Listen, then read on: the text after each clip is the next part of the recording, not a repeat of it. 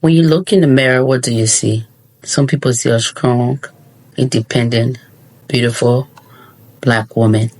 What they don't see is the trauma that she encounters. We are all going through something, and it's okay to not be okay.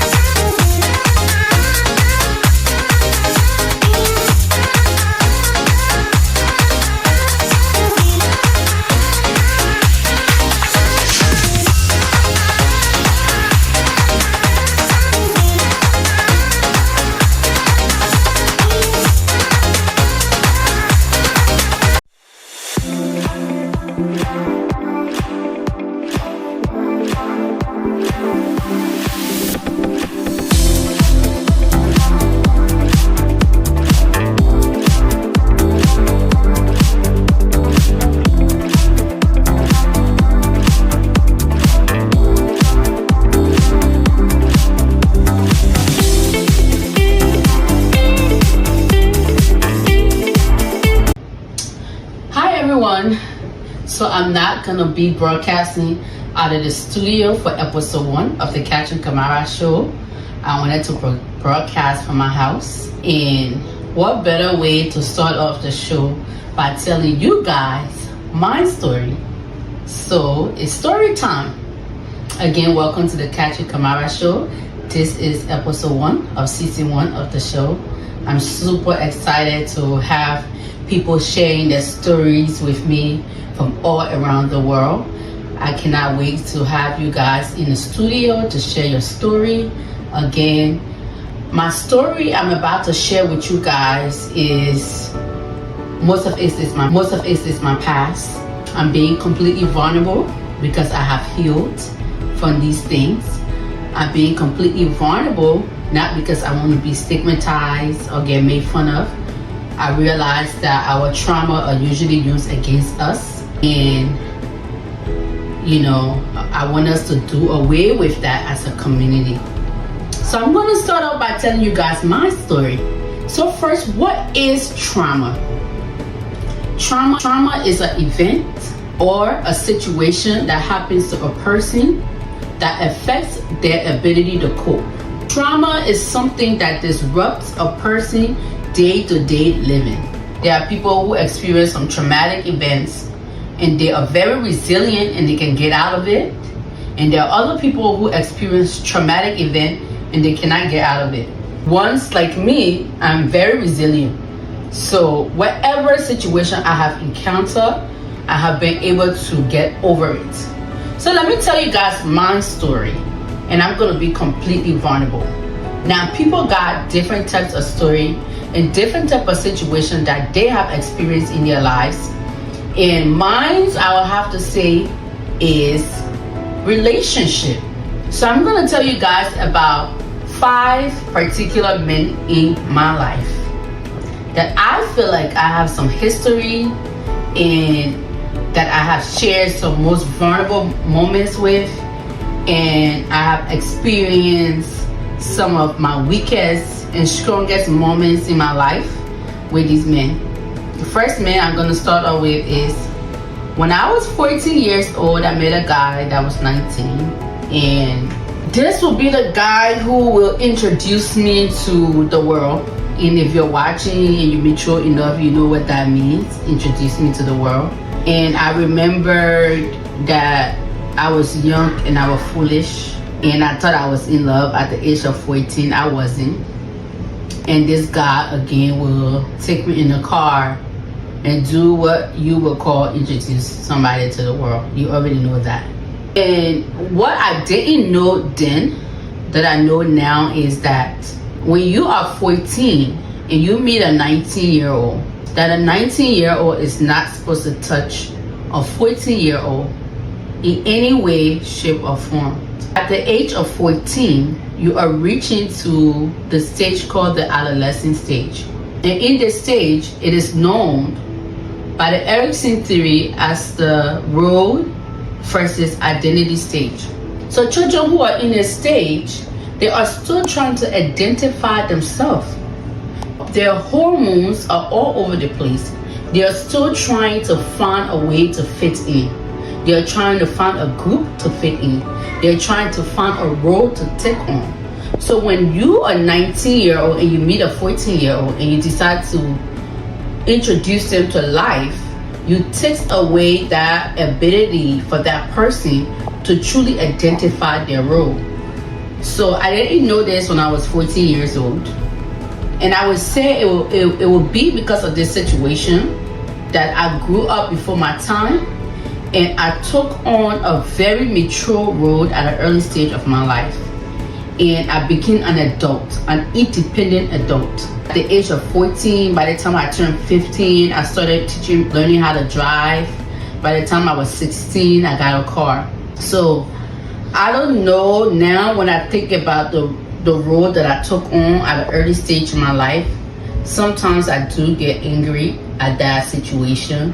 Sometimes I wish it would have never happened, because that person was in a more mature state than I was, developmentally, cognitively, was in a better stage, and they knew that what they did was wrong, and they shouldn't have done that to me, because I was young and I was immature.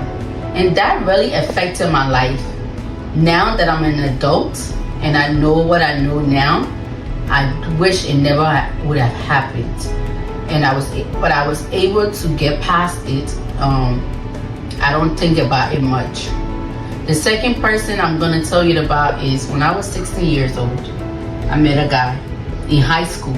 And this guy I would consider as my first love. And I didn't really again know what love was, but I know that I felt something that will make me emotional when I was not with this guy. This is the guy who I will feel like hurt, taught me heartbreak. I felt what it felt like to have a broken heart. And the most traumatic experience I had with this guy was I would find out at the age of 16 that I was having twins. And I didn't know what to make of it. I was afraid. Again, I'm being completely vulnerable because this is my past and I have healed and I have learned to forgive myself. I lived in regrets for the longest. I found I was having twins at the age of 16. And this guy would emotionally abuse me, and he would give me pills to take, and he gave me Guinness to drink, and he said, this is the way to get rid of the baby. And against 16, I'm still at that adolescent age. I was really moving fast because at 14, I have already been introduced to something that I wasn't mentally, cognitively ready for. So when I found out I was pregnant, with the twins, because I went for an ultrasound, and you can find out, I think it was about 2-3 months. And I wanted to keep the babies. And he said, my parents will kill me. I'm not ready, and you gotta get rid of it. And so I remember, young and foolish and in love, he would give me Guinness to drink, and I remember taking a pill, and I remember going to the hospital, and all of these things, it was hitting. Only one other particular person in my life knew this, and I remember having what you call a threatened abortion, where you start bleeding. So I went to the bathroom, I found I was bleeding. I was very, very scared, and I found out that I had a miscarriage, and that took this situation, I feel like, would be the most traumatic situation of my life, because I lived in regrets all the way up until I was 19 years old. And I remember I would be on the school bus going to school, and I would be crying because why did this happen to me? I started being afraid. Was I ever gonna have children? Kids of my own? At that time, I really started hating myself. I started hating my life. I started hating, And I would think about these children all the time, and I was like, where are they? Like, did they go back to heaven? Why did I lose them? Why I couldn't have them? So this would be one of the most traumatic time in my life, and it took me a while to get over it. When I turned 17 years old, I still was living in sadness, grief, and regret. And there would be many days I would sit by myself and I would ask myself, like, you know, about these kids. But when I turned 19, this is where I will encounter God, and this is where I will be delivered from that spirit that kept me in regrets and sadness. So I turned 19 years old, and I was just a young girl, and people would be like, why the girl so fresh? Why the girl like to act like a woman? 16, 17, you could see the freshness in my face. You could see why you could see that I was so wild, because I've already been introduced, and this go all the way back to when I was 14, that this grown man took advantage of me, that this grown man did what he did to me. And I just didn't know it then that it was because of this I somewhat became promiscuous, okay? And I would just date guys. But I'm talking about the 5 particular men in my life. And these are some of the things that motivated me to become a marriage and family therapist, because we all got past traumatic history. So I got over that when I turned 19. I was introduced to Christ. I remember crying to God and asking him to forgive me for what have happened. And I don't remember finding peace until like I was 20, 21. And then by the time I turned 22 years old, I will meet another guy in my life. And these guys, I'm talking about them because it is because of them, and because of the first guy who did what he did to me when I was 14 and make me to take on an adult role. I met a guy when I turned 22 years old. And when I met him, I was already with my children's father, the 3 kids that I have now. And I'm going to talk about him next, my children's father. Everybody can know that one, but the rest of the other guys, if you grew up with me, you probably know them. 2 years into my relationship, I will meet this guy. And older men have always been attracted to me.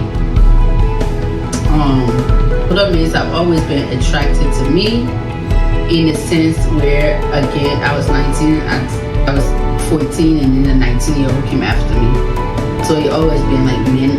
They saw too much maturity in me, so it would always be like men like 6, 7, 8 years older than me that would try to comfort me. So when I was 22 years old, I met a man, and I already had my first child when I met this guy. And this guy, in the beginning when I met him, at that time the relationship between my first child father and I, which is also the rest of my 3 children, father, it was like rocky. There was lies, there was cheat, there was a lot of immaturity. So I met this guy, and later on I found out, he was in a relationship. I don't know the status of his relationship at that time. I don't know how serious it was.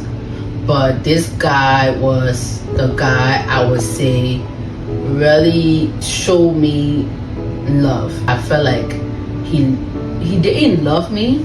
I felt like because again I was young, and what happened to me when I was 14, now I just feel like every man loved me, and it wasn't true.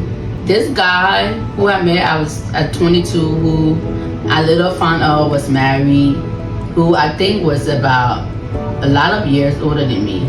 I think like 10 or 11 years older than me. I was 22. So if you were 10, 11 years older than me, that means he was in his late 30s. Okay? And I guess he would have his way with me, give me little pocket change. And at the time, I was with my children's father, but again, it's like we were together but wasn't together because there was a lot of breakup and domestic stuff. God was 22 and he was 23. So there was just no, I don't feel like it was really anything serious. So this guy in particular in a relationship, we would stay in a on and off relationship from 22 to about age 27. 2, 3, 4, 5, 6, 7, 8. So age 28. So the marriage, during my children's father and myself, there was always lies, cheating. We wasn't serious.